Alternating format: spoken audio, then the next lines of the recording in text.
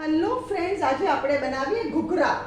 એના માટે મેં શું કર્યું છે, આ વાડકો મેં ક્વાર્ટર લીધો છે, પોણો વાડકો આવા રવો લીધો છે. આ રવો છે અને આ ચમચો ભરીને મેં ઘી ગરમ કરવા મૂક્યું છે. એટલે તમે સમજો ને 10 ટેબલ સ્પૂન જેટલું ઘી છે, 10 ટેબલ સ્પૂન જેટલું ઘી. હવે આપણું ઘી ગરમ થઈ ગયું છે. હવે એમાં હું આ રવો નાખી દઉં છું. આ બહુ સરસ વેરાયટી લાગે. Nobody can eat just one. એટલું ટેસ્ટી લાગે.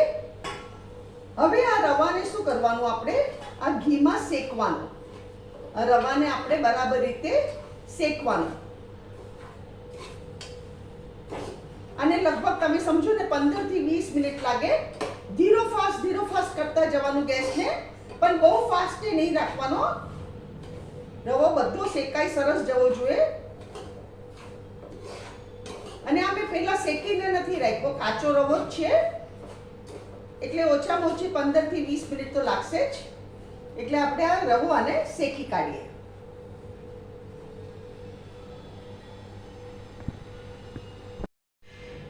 આપણો રવો શેકાઈ ગયો. પાક્કા 15 મિનિટ લાગી અને મેં ધીમા તાપે શેક્યો અને ગેસે બંધ કરી દીધો છે. અને આની થોડી મેં વરાળ જવા દીધી.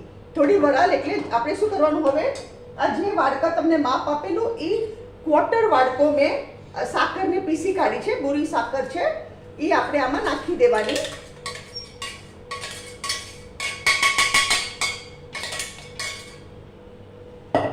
બીજું છે અહીંયા 2 ટેબલ સ્પૂન ભરીને કિસમિસ.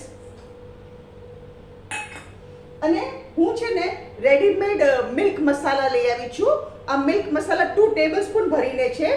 તમે છે ને કાજુ બદામ પિસ્તા એલચી, કાજુ બદામ પિસ્તા વધારે લેજો, એલચી 7 દાણા લેજો, એના સ્કિન કાઢી કાઢજો. અને કેસર હાફ ટીસ્પૂન જેટલું કેસર, એ બધું મિક્સચરમાં ગ્રાઇન્ડ કરી દો તો બી સરસ થઈ જશે મિલ્ક મસાલો.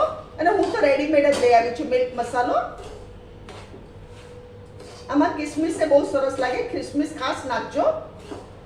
અને એકદમ ગરમમાં સાકર નહીં નાખતા, થોડીક વરાળ નીકળી જાય ને, આમ આપણું ગરમ જ છે પણ થોડી વરાળ નીકળી ગઈ એટલે એમાં આપણે સાકર નાખી અને હવે ડ્રાય ફ્રૂટ્સ નાખી દીધા બધા આપણા.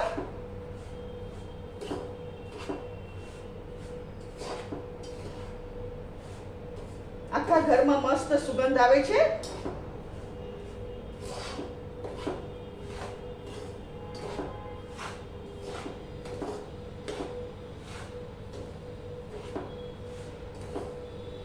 હવે આ આપણી તૈયારી થઈ ગઈ.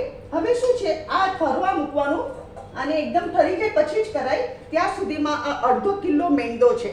આ અડધો કિલો મેંદો એટલે મેં તમને જે વાડકી દેખાડેલી એ વાડકી આપણે 2.5 વાડકા મેંદો છે. હવે તમારે શું કરવાનું, આ મેંદામાં આ ઘી મેં ગરમ કર્યું. 1 વાડકે 4 ચમચી ઘી, એવી રીતે આપણે 2.5 વાડકા આ ઘી ગરમ કર્યું. હવે આ ઘી આમાં નાખશું અને પછી પાણીથી બરાબર, આપણે બહુ કઠણ નહીં અને બહુ નરમ નહીં એવો લોટ બાંધવાનો. અને ત્યાં સુધીમાં આપણે આને ઠરવા મૂકી દઈએ.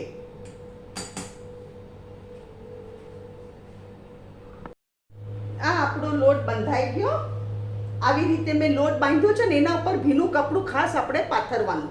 હવે આપણે ઘૂઘરા બનાવવાના ચાલુ કરીએ. અહીંયા એક લુઓ લીધો છે મેં, સ્મોલ બોલ.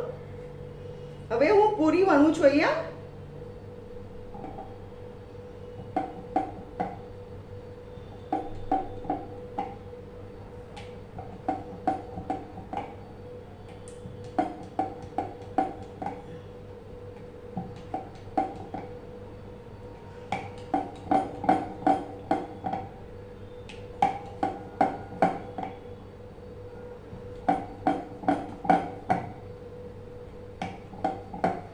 અહીંયા પૂરી વણીને આ છે આપણી પૂરી.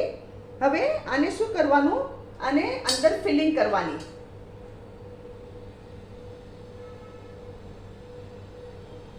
આપણે ફિલિંગ કરી આવી રીતે અને આવી રીતે ફોલ્ડ કરવાનું આને. અને અહીંયાથી આવી રીતે કરતા જવાનું.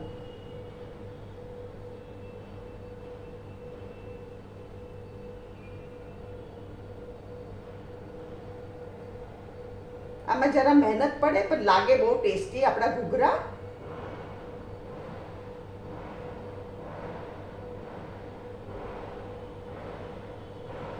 ફ્રેન્ડ્સ, આ છે આજે આ ઘૂઘરા. હવે આપણે આવી રીતે બધા થઈ જશે ને એટલે આપણે એને ફ્રાય કરી કાઢશું. અને કપડાની અંદર જ રહેવા દેવાના, ભીના કપડામાં, અને એવી રીતે બધા જ આપણે કરી કાઢવાના.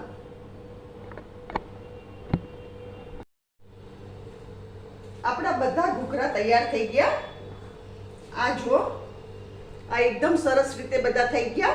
અને અહીંયા મેં તેલ ગરમ કર્યું છે.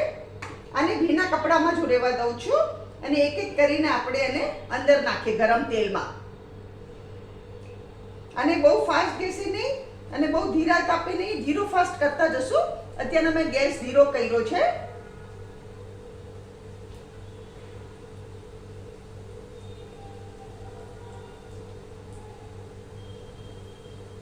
આ ભીનું કપડું આપણે ઢાંકેલું જ રહેવા દઈએ, કારણ કે આપણે લોટ સુકાઈ ન જાય. મેંદો જલ્દી સુકાઈ જાય. મેંદો એકચ્યુઅલી જલ્દી સુકાઈ જાય.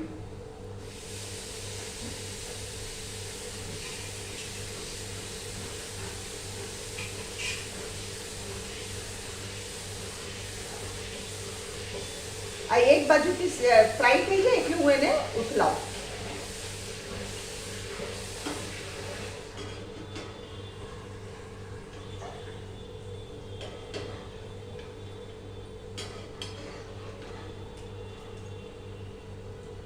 અને ગુલાબી કલરના કરવાના, એકદમ ગુલાબી કલરના કરવાના ને.